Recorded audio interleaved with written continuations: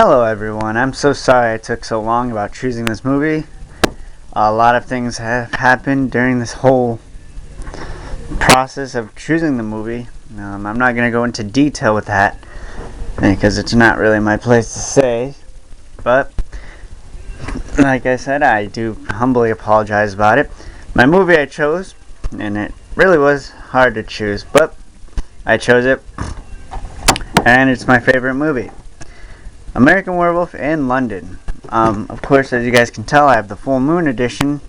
It has 2 discs, new 100% document, so you have like a 100-minute documentary. Beware the moon. There's really no flaw with it. I mean, I think the only flaw is the wolf itself. So, I mean, you do see his transformation, and of course this is such an old movie, and you you think they would make a remake, but seeing as how it's such a classic, no one will touch this.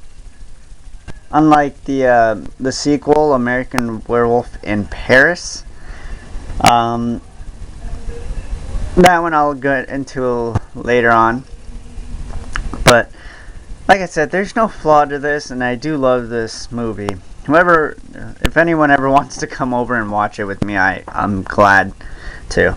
Now, if you guys don't know what it's about, I'll read you the back. Okay. Blending the macabre with a wicked sense of humor, director John Landis, National Lampoon's Animal House, delivers a contemporary take on a classic werewolf tale in this story of 2 American tourists who, while traveling in London, find their lives changed forever when a vicious wolf attacks them during a full moon. Featuring groundbreaking Academy Award-winning makeup by Rick Baker, the Wolfman, this digitally remastered Full Moon edition is also includes the new feature-length documentary Beware the Moon. So pretty much, I forgot. I guess it said that it took place in I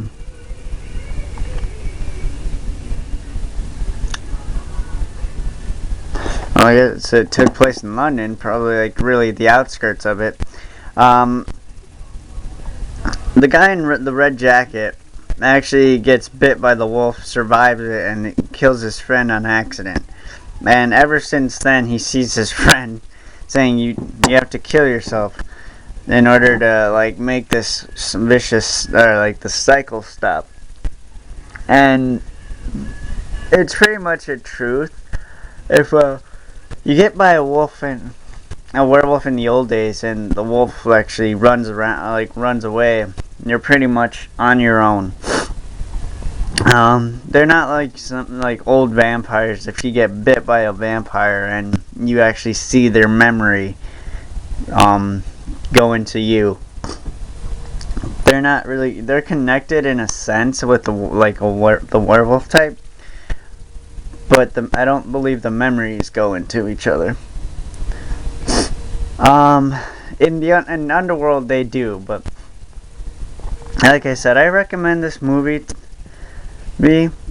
There's nothing really flawed with it except for the transformation, which doesn't really kill it. I wish they actually allowed you to see more of the werewolf. You hear his growls and you see like side shots of it, but never really the full animal, which is kind of sorry guys, yawning, which is kind of a downer. But, especially when they came out with the American Werewolf in Paris. I also like this movie. This one was a little bit funnier than American Werewolf in London. This was pretty much a serious version. And this time, I think, well, there's probably a lot more, but this one is the first time I actually seen a female become the werewolf, who actually is a werewolf. And of course, this guy, he's the American, and he actually gets bit by her, and these two have a connection, and he loves her so much. And this one, you see the wolf, like you actually see them. And of course, now this time it's taking place in Paris, which I actually like how that happened. It came from London all the way to Paris. So I do recommend these two movies. Like I said, if you guys ever want to come over and watch these two with me, I'll gladly do it. To me, there's really no flaw in this. The American Werewolf in Paris. The only flaw, like I said, in the London is the wolf, of how his transformation is. But of course, seeing as how it's so old, I'm not going to judge it, because back then their graphics were pretty much decent at the time of when it was originally made. So when I see old movies like that, I think it's like, they had horrible graphics, but it's like you can't blame them, because it was made back before I was born, pretty much, and you're like, that's what they had to work with. I can't judge. If you can bring it to the present day,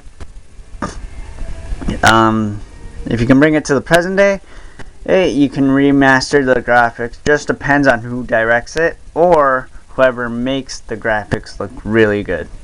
The best werewolf look, I do have to say, and this is my opinion, and I do say it with all my heart, is the werewolves from Van Helsing with Hugh Jackman in it. Those werewolves were just badass. Nothing compares to those things. Sorry to say. Underworld's werewolves look like plastic. Like really plastic, just with some fur on it. And other werewolf movies, they try. Some look like a Yeti.